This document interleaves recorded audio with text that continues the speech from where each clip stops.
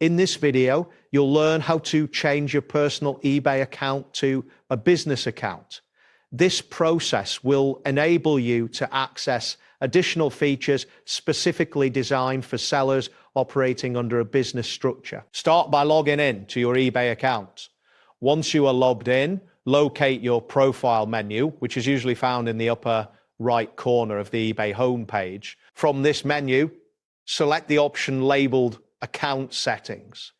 This action will direct you to a page where various account management options are displayed. Next, look for the section titled Personal Information or Account Type. This section contains details about your current account type, confirming that you are currently set as a personal account. Accessing this area is essential as it prepares you to make the necessary updates to your account information. After confirming your current account type, proceed to find the option that allows you to upgrade or change your account to a business account. Once you select this option, you will be prompted to enter specific business details. This includes your company name, business address, and contact information.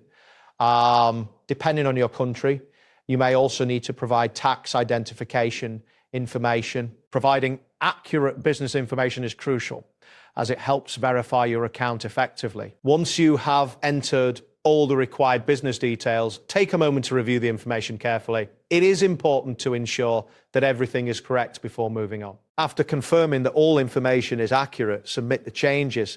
To complete the conversion process, this action will officially update your account, allowing it to operate as a business account. Now that your account has been converted to a business account, you will gain access to additional selling features.